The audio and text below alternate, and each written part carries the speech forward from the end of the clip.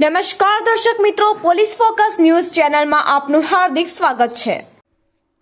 જૂનાગઢના ભેસાણ તાલુકાના જૂની ધારી ગુંદાળી ગામની સેવા સહકારી મંડળી દ્વારા રૂપિયા 6 કરોડની ઉચાપ્ત થયાના આક્ષેપ સાથે આજે જૂની ધારી ગુંદાળી ગામના ખેડૂતોએ ભેસાણ મામલતદાર શ્રી તેમજ ભેસાણ તાલુકાની જૂનાગઢ જિલ્લા સરકારી બેંકની મુખ્ય બ્રાન્ચ ખાતે તેમજ પોલીસ સ્ટેશનને આપ્યું આવેદનપત્ર।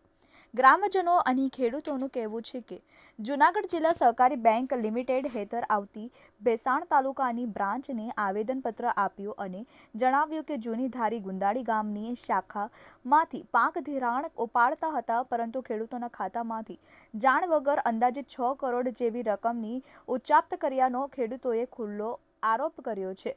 આ બાબતની જાણ મંડળીના કર્મચારીને થતાં મંડળીના કર્મચારી નાસી ગયા છે। આ ઉચાપતમાં મંત્રી દ્વારા કહ્યું કે ખાતેદારોના એટીએમ તેમજ પાન કાર્ડ લિંક કરવાના હોય તેવું બહાનું બતાવીને પાન કાર્ડ તેમજ એટીએમ તેમજ ચેકબુક લઈને ખેડૂતોના ખાતામાંથી નાણાંની ઉચાપ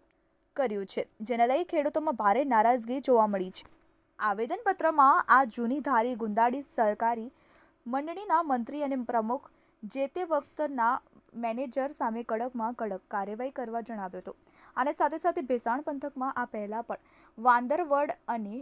છોડવડી ગામે અને આજે જૂની ધારી ગુંદાળી ગામને લઈને આ ત્રીજો બનાવ છે, તો ઉચ્ચ અધિકારી દ્વારા આની તપાસ કરી કડકમાં કડક કાર્યવાહી કરવામાં આવે તેવો ખેડૂતો ઈચ્છી રહ્યા છે અને જો વ્યવસ્થિત તપાસ હાથ ધરવામાં આવે તો હજી ઘણી મંડળીઓ પણ શંકાના દાયરામાં છે, તો આવી મંડળીઓની સત્વરે તપાસ કરી ધારાધોરણ મુજબ કાર્યવાહી કરવામાં માંગ કરી હતી। મિત્રો, આવા જ અવનવા સમાચાર જાણવા માટે અમારી ચેનલને લાઈક કરો, સબસ્ક્રાઇબ કરો અને બેલ આઇકોન પર પ્રેસ કરો, જેથી અમારી ન્યૂઝની બધી જ અપડેટ આપને મળતી રહે।